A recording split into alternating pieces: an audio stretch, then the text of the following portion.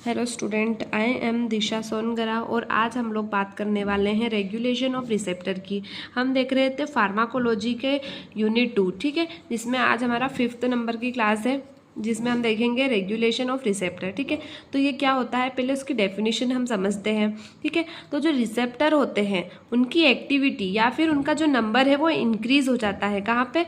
तो जो सेल होती है उसकी सरफेस पे क्या हो जाता है कि उसकी जो नंबर है वो इंक्रीज़ हो जाता है। क्यों इंक्रीज़ हो जाता है या फिर डिक्रीज़ हो जाता है? ऐसा क्यों होता है?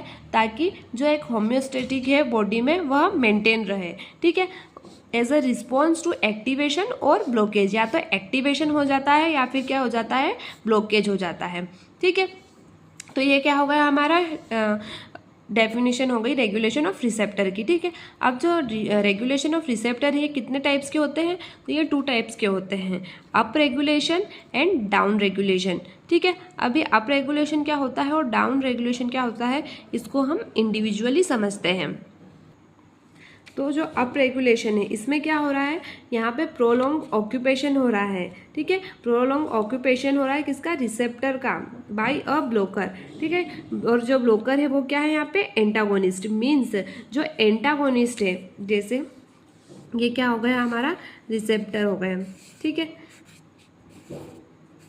ठीक है, 3 रिसेप्टर मान लीजिए कि हमारी सेल पे कितने 3 रिसेप्टर है। ठीक है, तो यहाँ पे क्या हो रहा है, एंटागोनिस्ट यहाँ पे भी आ गया, एंटागोनिस्ट यहाँ पे भी आ गया, एंटागोनिस्ट यहाँ पे भी आ गया, एंटागोनिस्ट। और अभी भी हम क्या कर रहे हैं, कंटिन्यूअसली एंटागोनिस्ट इनटेक करते ही जा रहे हैं। ठीक है, इसीलिए हमारी सेल क्या करेगी, इनको बाइंड करने के लिए अगेन जो है अब हमारी सेल वो क्या कर देगी, जो रिसेप्टर है उनकी जो नंबर है उनको इंक्रीज कर देगी, ताकि ये बचे हुए जो एंटागोनिस्ट है ये भी बाइंड हो सके। ठीक है, तो ये क्या हो गया हमारा अप रेगुलेशन। इसमें यही होता है कि जो हमारे एंटागोनिस्ट है उनका जो नंबर है वो इंक्रीज हो जाता है। ठीक है, और इनके नंबर के इंक्रीज होने के कारण ही क्या करना पड़ता है, जो हमारी सेल है उसको, उसके जो रिसेप्टर है उनके नंबर को उसको इंक्रीज करना पड़ता है, ताकि जो एक होम्योस्टेसिस है वह मेंटेन रहे। उसी को हम क्या बोलते हैं, अप रेगुलेशन। और जो अप रेगुलेशन है, ठीक है, तो इसमें क्या हो रहा है, कंटिन्यूअसली जो रिसेप्टर है उसका नंबर इंक्रीज हो रहा है, इसीलिए क्या हो जाता है, सेल में सुपर सेंसिटाइज्ड, जो हमारी सेल है वो सुपर सेंसिटाइज्ड हो जाती है। ठीक है, और स्पेशली कब? तो after repeated exposure to an antagonist drug, जब हम रिपीटेड एक्सपोजर करते हैं किसका, एंटागोनिस्ट ड्रग का, और साथ ही प्रोलॉन्ग एब्सेंस हो जाता है। किसका प्रोलॉन्ग एब्सेंस हो जाता है?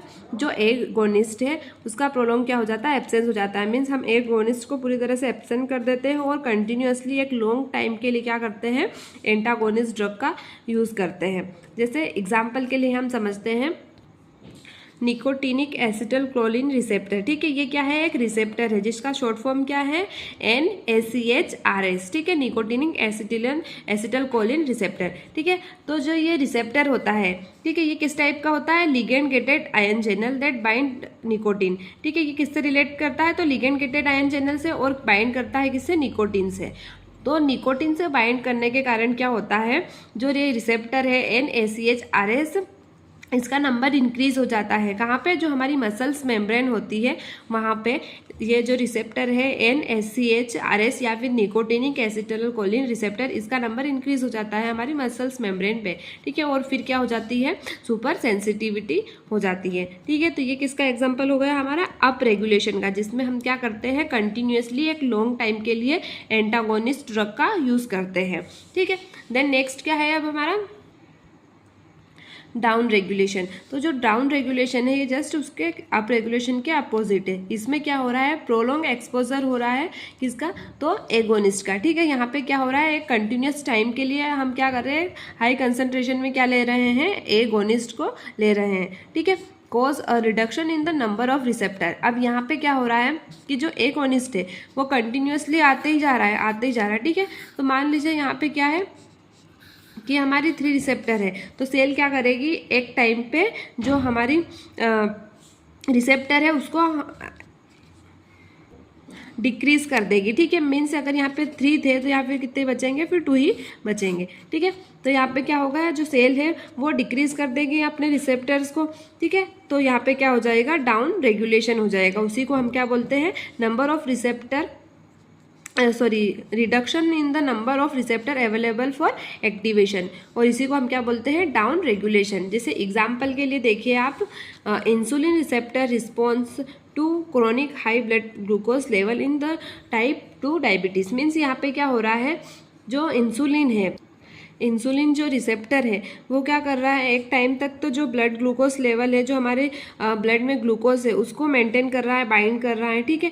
पर एक टाइम पे क्या, बहुत ज़्यादा अगर हम ग्लूकोज का इंटेक कर रहे हैं, बहुत ज़्यादा अगर हम शुगर का इंटेक कर रहे हैं, तो एक टाइम पे क्या होगा कि जो हमारे सेल के रिसेप्टर है वो क्या करेंगे, जो रिसेप्टर को डिक्रीज कर देंगे।